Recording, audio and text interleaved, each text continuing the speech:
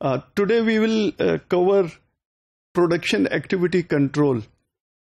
Basically, production activity control is responsible to execute master production schedule and material requirements plan. Master production schedule جیسے آپ کو پتا ہے کہ manufacturing planning and control system میں drive ہوتا ہے from sales and operations plan سے، اور ماسٹر پروڈکشن شیڈیول سے ڈرائیو ہوتا ہے material requirements planning. Material requirement plan جو ہے وہ ایم پی ایس کا جو ریکوائرمنٹ ہے اس کی جو کمپوننٹس کی اور مٹیریل کی ریکوائرمنٹ ہے اس کے پلان بنتا ہے. اس سے پھر یہ آگے پروڈکشن ایکٹیویٹی کنٹرول کو آرڈر ریلیز ہو جاتا ہے. اس بیسس کے اوپر جب یہ پروڈکشن ایکٹیویٹی کنٹرول جو ہے یہ مٹیریل پلان کو ایکسیکیوٹ کرتا ہے، امپلیمنٹ کرتا ہے، تو اس کے ساتھ ساتھ وہ جو لیبر ورک فورس ہے، مشینری ہے، مٹیریل ہے، اس کا بہترین استعمال کو سامنے رکھتا ہے، آپٹیمائز کرنے کی کوشش کرتا ہے کہ یہ جو ورک فورس ہے، مشین اکوپمنٹ ہے اور مٹیریل ہے وہ آپٹیمم لیول تک اس کو وہ یوٹیلائز کر لیں. اور اس کے ساتھ ساتھ وہ ورک ان پروسیس انوینٹری جو بلڈ اپ ہوئی ہوتی ہے، اور یوزلی بیچ مینوفیکچرنگ کے اندر ورک ان پروسیس انوینٹری بہت زیادہ ہوتی ہے، تو اس کی کوشش ہوتی ہے کہ ورک ان پروسیس انوینٹری کو وہ منیمائز کر لے، اس کو بالکل کم ترین لیول پہ لے جائے، اور بلکہ اس کے ساتھ ساتھ کسٹمر سروس لیول کو جو ہے وہ ڈیزائرڈ لیول کے اوپر مینٹین کرے. کسٹمر سروس لیول عام طور پر یہ ہوتا ہے کہ اگر انوینٹری لیول ہم کم کرتے ہیں تو چانسز آر کہ کسٹمر سروس لیول افیکٹ ہو، تو کوشش یہی ہوتی ہے کہ جو اس کا ورک ان پروسیس انوینٹری ہے اس کو منیمائز کرے، بٹ کسٹمر سروس لیول جو ڈیزائرڈ کسٹمر سروس لیول ہے اس کو وہ مینٹین کرے.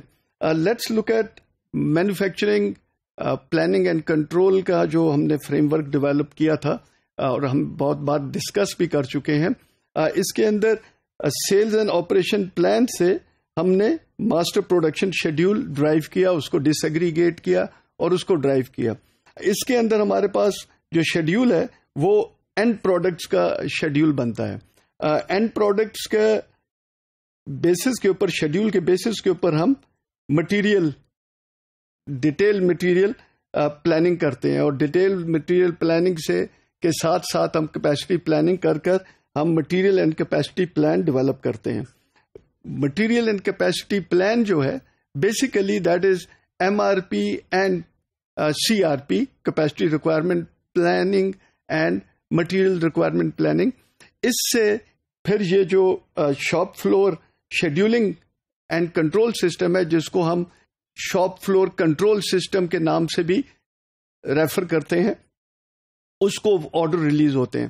اب چیز یہ ہے کہ جو پروڈکشن ایکٹیویٹی کنٹرول سسٹم ہے اس کے اندر جو آرڈر ریلیز ہے وہ سارا کا سارا اس کے اندر اس کے ڈومین میں نہیں آتا.